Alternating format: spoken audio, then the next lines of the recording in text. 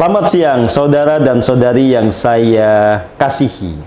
Kita berjumpa kembali di channel Dunia Baru. Saya bersama Kang Gagan yang ada di sebelah saya akan ngerumpi asik. Kita akan diskusi tentang berbagai fenomena yang terjadi di dunia ini secara politik, secara ekonomi, secara kebudayaan. Tapi saya menggarisbawahi apa yang pernah kita diskusikan di edisi sebelumnya, Kang Gagan, bahwa kita ini posisinya bukan hanya sebagai pengamat dan komentator. Kita ikut mendorong perubahan. Kita juga menjadi bagian dari pengubah realitas dunia ini, meskipun semuanya pakai tahapan, mulai dari yang kecil yang kemudian secara bertahap membesar. Jadi kita ngobrol sekaligus kita sedang mendorong agar perubahan itu terjadi. Jadi kita punya ide yang sama sebenarnya, Kang Gagan, tentang dunia yang lebih adil, dunia yang lebih harmoni, dan yang memberi kebahagiaan kepada umat manusia tanpa diskriminasi, tanpa terkecuali. Baik, Kang Gagan, begini. Kalau kita hanya menggunakan analisa politik yang konvensional yang biasa digunakan orang, kita akan punya semacam judgement atau penilaian bahwa Vladimir Putin itu sedang memainkan sebuah manuver di Afrika. Dia membuat aliansi di Afrika supaya dia bisa kemudian melawan Amerika, melawan Eropa, dan seterusnya. Jadi ada sebuah kepentingan politik, Itu kalau kita membuat analisa secara umum, karena kita tidak pernah melihat politisi yang punya hati yang murni. Dan kemudian tawaran dukungan dari Vladimir Putin dengan kekuatan Rusianya ini diterima dengan tangan terbuka oleh pihak-pihak yang memang lagi butuh bantuan untuk sebuah misi dan visi besarnya. Orang-orang Afrika pengen Afrika bersatu, maka para pemimpinnya berganding tangan dengan Putin untuk menciptakan sebuah manuver, membuat sebuah tanda kutip perlawanan terhadap dominasi dari Amerika, Eropa, dan seterusnya. Tapi pertanyaan menggelitik begini, Kang Gagan. Mungkin tidak ada negarawan, ada presiden, ada kepala negara yang hatinya murni bahwa memang dia melakukan sesuatu itu karena idealisme, karena sebuah visi yang agung, bukan semata-mata karena pengen berkuasa, pengen mendapatkan hal-hal yang dianggap itu memuaskan egonya. Mungkin nggak kayak begitu, Kang Gagan? Ada politisi yang kalau dalam bahasa saya punya kesadaran spiritual yang tinggi. Gimana pengalaman Kang Gagan? Saya sih ngelihat ada memang ada orang bilang politisi ada yang namanya negarawan gitu ya. Kalau saya mengkategorikan orang-orang yang berjuang di luar negaranya itu adalah seorang negarawan karena dia memang sudah lintas batas katakanlah dia titik finishnya tuh sampai angka 7 gitu. Nah dia tuh memang kemudian dari angka 7 dia udah mainannya tuh udah di angka 10. Apa tujuannya? Ya karena dia melihat bahwa sebenarnya perjuangan ke depan itu kan bukan hanya sekedar kemudian dia menjadi pahlawan tapi juga akan berimbas kepada bangsanya, tempat dia aslinya gitu. Misalnya kata Vladimir Putin ada Rusianya kan gitu. Mungkin zaman dulu ada namanya Bung Karno dengan Indonesianya gitu. Jadi beliau-beliau ini adalah dia sudah keluar dari bordernya gitu. Dia sudah melewati titik finishnya gitu. Jadi kalau orang misalnya ada orang kita pengen jadi presiden, ya berarti kan titik akhirnya adalah jadi presiden. Tapi kemudian saya ingin bisa mendamaikan dunia gitu. Nah itu ada orang-orang punya gagasan besar kayak gitu. Kapasitasnya pasti akan jauh harus lebih besar gitu. Karena apa? Dia harus tahu bagaimana tempo-temponya dunia, bagaimana dia harus tahu bagaimana melihat favorsnya jadi aneka macam ya. Jadi kalau di pembukaan undang-undang kita, Kang Gagan, sebetulnya visi dari negara kita adalah turut serta menjaga ketertiban dunia. Jadi sebetulnya itu imperatif agar siapapun presidennya dia bisa membawa kita menjadi polisi dunia. Betul. Nah, cuma sekarang kita belum nemu lagi yang kayak begitu. Karena mungkin tadi titik finishnya mungkin jadi kita baru ngomongin sampai 7. Putin dulu lah karena di Indonesia belum ada, jadi kita nengok kepada dunia luar. Siapa tahu suatu saat di Indonesia ada yang kayak Putin Jadi dia nggak hanya mikirin kekuasaan untuk dirinya sendiri, tapi dia mulai bisa ikut menjadi tanda kutip polisi dunia dalam konteks yang konstruktif gitu, Kang Gagan. Ya mungkin si negarawan-negara ini mungkin sudah selesai di dalam negerinya, artinya di dalam negerinya itu sudah sangat mengendalikan lah ya. Iya, iya. Kemudian dia butuh tantangan baru yang namanya kemudian menjadi legacy, kemudian menjadi dicatat dengan sejarah dan sebagainya. Karena itu kan menjadi kebesaran satu bangsa itu sendiri kan sebetulnya. Iya, ya. Jadi gini Kang Gegan, saya coba untuk melihat ya bagaimana kondisi-kondisi yang melingkupi berbagai kepala negara di berbagai belahan dunia ya. Nah, kalau kita melihat struktur misalnya di negara seperti Indonesia gitu ya. Secara formal, de jure itu kan memang kekuasaan eksekutif tertinggi itu ada di tangan presiden. Betul. Presiden ini punya otoritas yang sangat besar karena sistem kita kan sistem presidensial ya. Gitu. Tetapi secara de facto itu belum tentu terjadi. Karena siapapun presidennya dalam konteks kita sebagai negeri yang sedang menerapkan demokrasi pasar itu ada pihak-pihak yang memberi pengaruh. Ya. Makanya seringkali kemudian petanya begini Kang Gagan. Presiden itu bisa kalah berkuasa dibandingkan para ketua partai. Betul. Ketua partai itu bisa kalah berkuasa dibandingkan dengan para oligark, dibandingkan para bandar lokal. Ya. Dan bandar lokal tentu saja akan kalah dari bandar internasional, dari para oligarki di tingkat global. Sehingga presiden ini, dia kalau dilihat statanya cuma level 4 kekuasaannya, karena dia nggak bisa nentuin sendiri. Yeah. Menteri misalnya, kan harus ngikut. Yang punya jatah partainya yang mana, nggak bisa milih sendiri. Betul. Ya, nah, tapi ini saya tidak melihat ada di Putin. Vladimir Putin itu, dia yang megang kendali, dia the real leader, dia the real presiden. Dia tidak tunduk oleh ketua partai manapun, dia tidak tunduk oleh oligarki lokal, bahkan dia bisa memenjarakan para oligark yang bandel kan. Betul. Gitu ya. Dan dia juga tidak tunduk kepada the shadow, kepada kekuatan-kekuatan global yang itu menjadi oligarki pada tingkatan global. Jadi karena dia powerful, maka dia bisa bergerak ke dunia yang lebih luas. Dia menjadi polisi dunia, seperti yang sebenarnya dicita-citakan oleh para founding fathers kita. Ya. Gitu. Nah, pertanyaannya adalah, apakah mungkin ada presiden yang punya visi ini ya? Itu selain dia punya kekuatan politik, tapi juga punya hati yang murni. Nah, kalau saya jujur mengatakan bahwa saya melihat ada yang aneh pada Putin itu. Ini bukan Putin yang saya lihat 10 tahun, 20 tahun yang lalu. Ini Putin yang berbeda. Ini Putin yang dia memang melakukan sesuatu karena rasa humanismenya. Yeah. Gitu. Itu yang agak aneh loh Kang Gagan. Yeah. Agak aneh loh ya. Gitu. Tapi Kang Gagan kan tadi bisa merasakan kalau ada masalah ya badannya bereaksi. Nah, ketika Kang Gagan men-sense Putin itu rasanya kayak gimana? Nyelkit, nyakit atau nyaman? Ini untuk mendefinisikan apa penilaian Kang Gagan terhadap Putin. Jadi orang baik atau bukan menurut versi Kang Gagan? Ya, gini, karena kita orang Indonesia nggak akan dimarahin sama dia. Kan?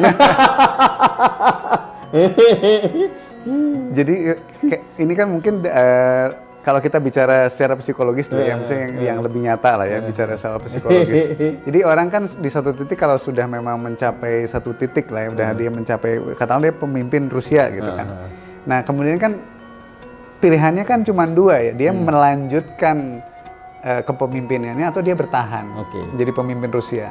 Nah yang dilakukan oleh Putin adalah dia melanjutkan, bergerak maju. Ya bergerak keluar stuck. Ya keluar dari Rusianya. Dia kalau bahasa populernya namanya outward looking. Ya, betul. Melihat keluar. Betul. Nah, begitu dia ngelihat keluar, itu kan ada sebuah atau banyak realita yang kemudian dia harus hadapi kan. Ternyata di luar tuh ada persoalan dengan yang namanya agama, persoalan dengan yang namanya historikal, persoalan dengan yang namanya geografis kan gitu. Nah, yang ini akhirnya mau nggak mau dia kan akan tampil sendiri. Dia harus berani sendiri. Nggak bisa dia mengandalkan orang lain gitu. Karena balik lagi nggak semua juga akhirnya paham gitu. Ngapain juga Rusia juga nggak untung-untung amat kan gitu ya, nggak besar-besar amat secara keuangan gitu ya. Tapi kemudian yang diputuskan adalah kita akan stuck di sini gitu ya, atau kita akan seperti kayak Amerika dulu dari Perang Dunia Pertama gitu, kita menciptakan sesuatu gitu kan. Karena supply and demand itu kan sebenarnya kan dongeng sebenarnya. Kita butuh pabrik tempe di sini ya, udah bikin aja pabrik tempe, terus kemudian kita pindahkan orang-orangnya untuk makan tempe kan gitu. Akhirnya orang itu jadi beli tempe gitu kan. Sama juga Putin itu, kebijakannya tuh saya yang merasakan tuh lama-lama tuh saya ngeliatnya beliau itu menjadi sayang sama orang tuh. Kok ini kayaknya timpang ya di sini tuh gitu. Yang sebetulnya saya ngeliat dari gestur, dari frekuensinya tuh awalnya juga beliau ragu ke Afrika tuh. Ada apa ya, awkward ya. Saya kayak agak susah menempatkan badannya di mana. Tapi lama-lama beliau jadi oh ternyata dia lebih comfort di sini gitu. Jadi dibanding dengan ke Asia. tugasnya adalah Vladimir Putin sekarang itu sudah tumbuh rasa sayangnya kepada benua Afrika dan orang-orang Afrika gitu ya. Jadi bukan dia sedang memanfaatkan Afrika, tapi memang dia sayang beneran gitu ya. Itu yang Kang Gagan baca ya. Betul. Jadi kan kalau zaman waktu Putin lebih keras itu kan dikala dia harus menghadapi yang namanya Jerman ya, pokoknya negara Eropa lah ya. Yang notabene dia harus menunjukkan kesombongan dia sebagai orang yang katakanlah ini saya ini gimana pun saya seorang yang paling tinggi ya di samping Amerika. Tapi itu masa itu kan sudah lewat ya, Angela Merkel sudah turun dan semua pemimpin-pemimpin yang seangkatan dia udah turun. Ya mungkin satu Erdogan. Erdogan juga kan beda pilihannya. Dia tidak keluar lagi seperti zaman dulu. Dia ingin mempertahankan kekuasaannya.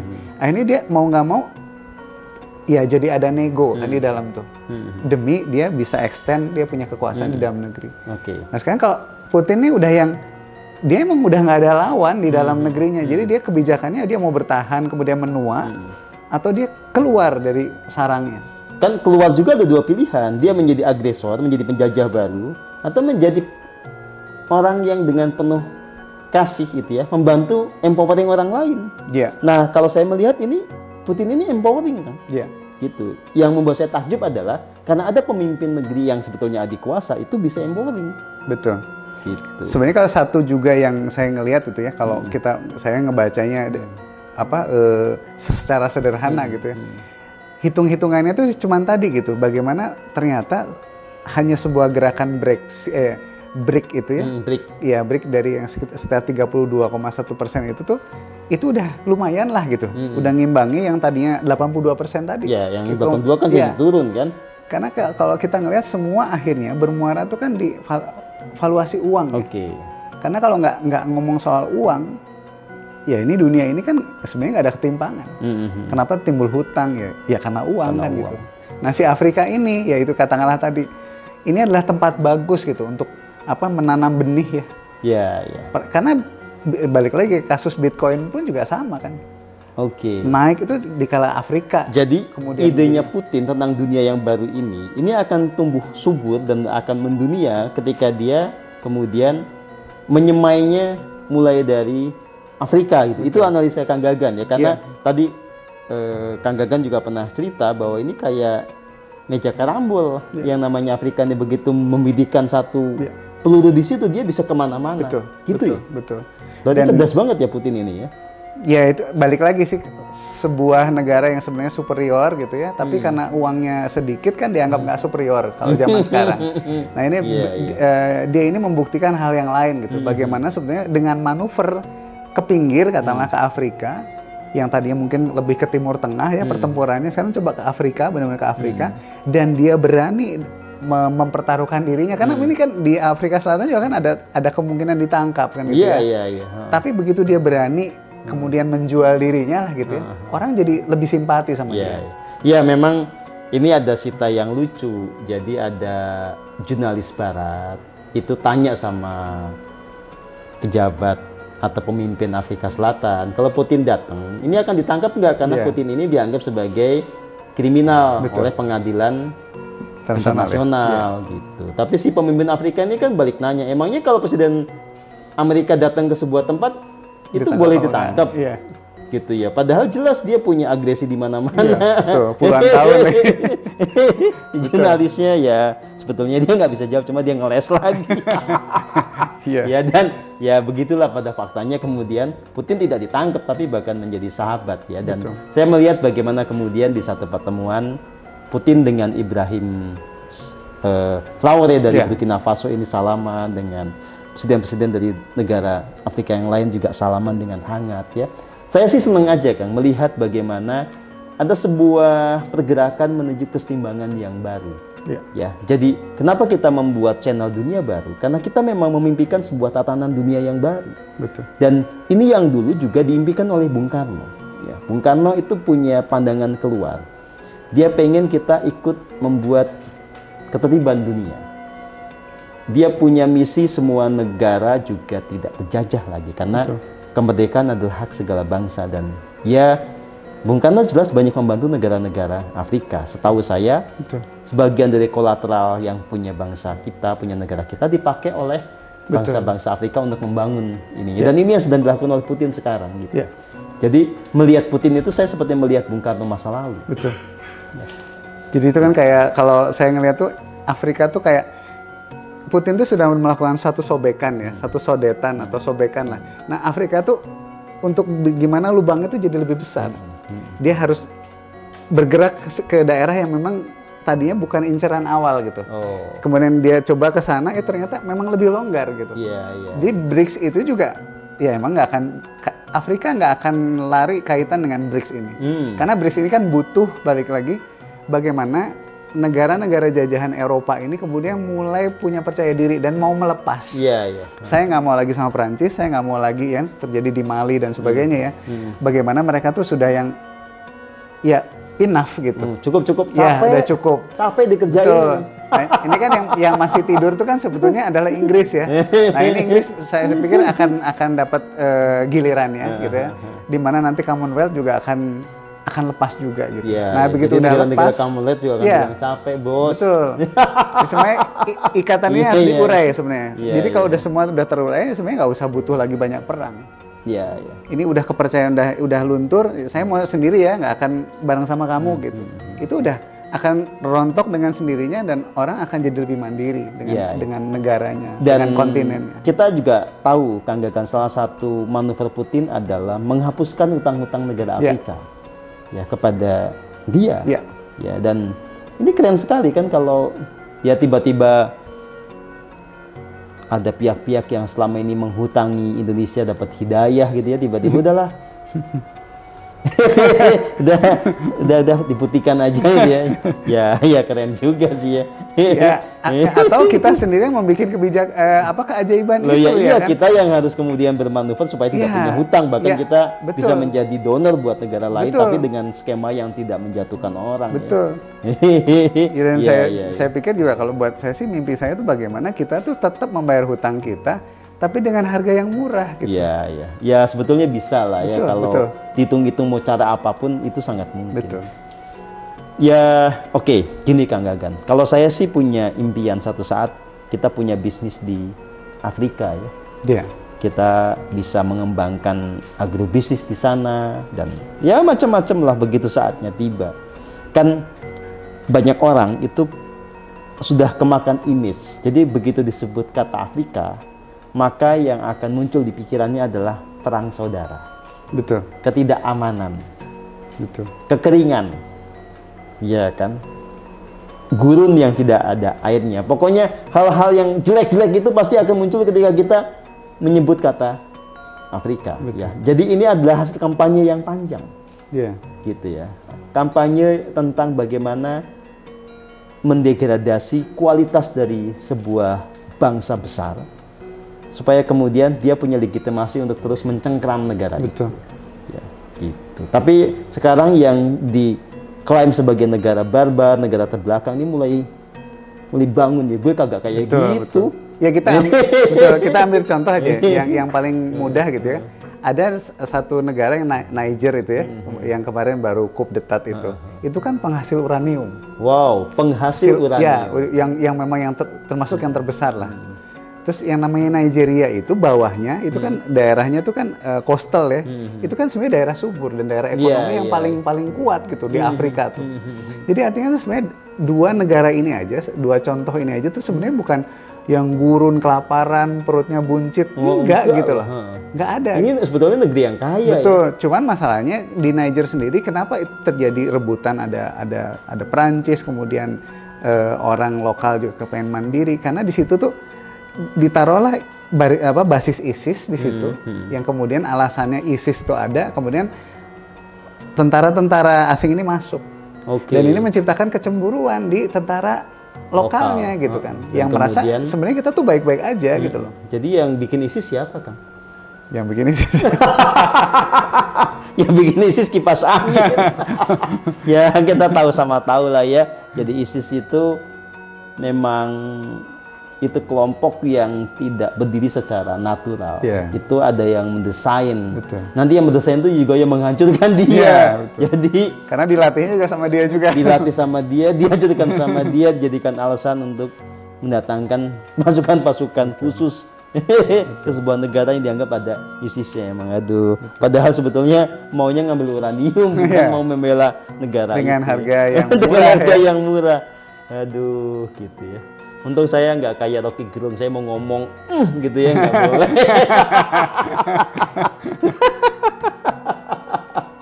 Iya.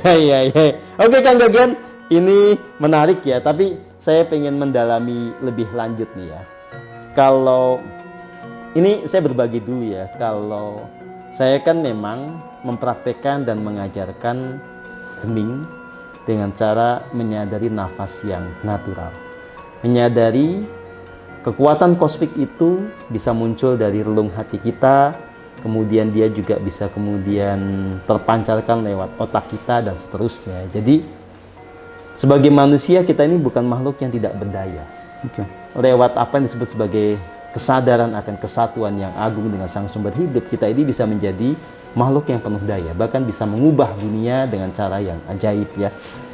Dan ini yang sedang saya ajarkan pada banyak orang supaya orang ya bangkit menjadi manusia yang betul-betul selaras dengan rancangan agung, menjadi manusia yang penuh daya, yang bisa berkarya, bisa memberikan hal yang terbaik untuk kehidupan ini ya. Nah, apa yang menjadi latar kenapa Kang Gagan mendalami yang namanya brain miracle ini ya?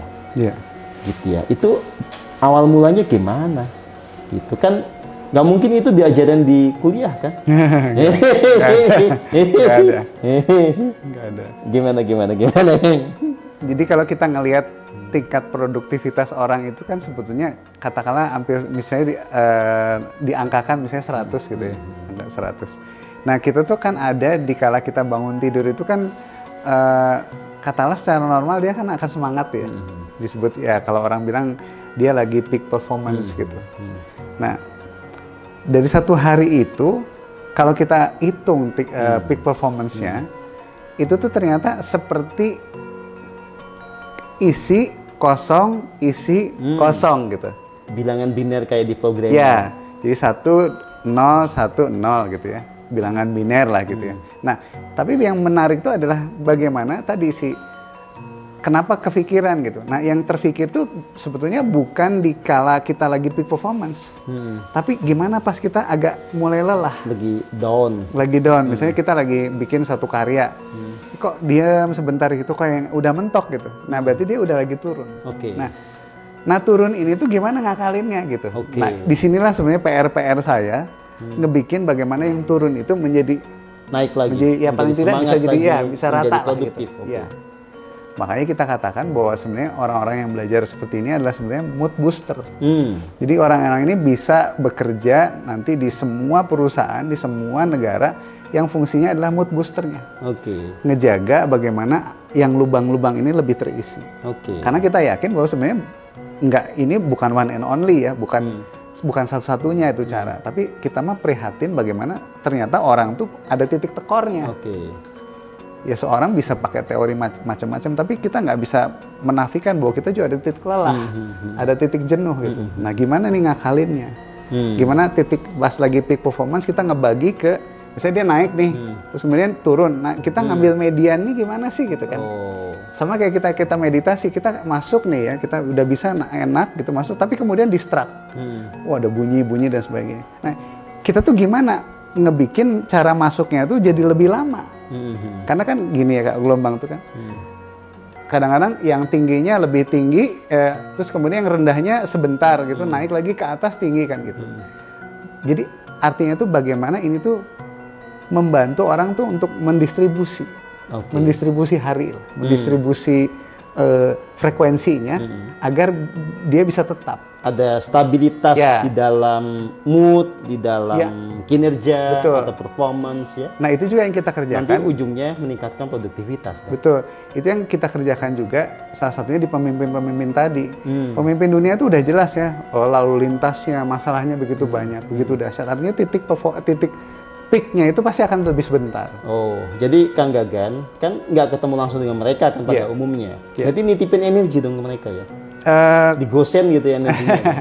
kalau kalau energi itu udah masing-masing ke orang, tapi kita tuh bagaimana nyetel si frekuensi gelombang otaknya. Oh, Makanya tadi disebutnya brand Oh. miracle artist tadi.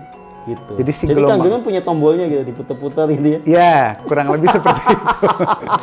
Jadi frekuensi otaknya Ibrahim Traore sama Putin diputar. Mudah-mudahan Putin sama Ibrahim Traore nggak tahu. Oke, terima kasih Kang Gagan. Nanti kita di edisi berikutnya kita bahas lagi ya yang lucu-lucu ini ya. Terima kasih Kang Gagan. Sama-sama. Terima kasih buat teman-teman semua. Selamat siang, sampai jumpa. Oke.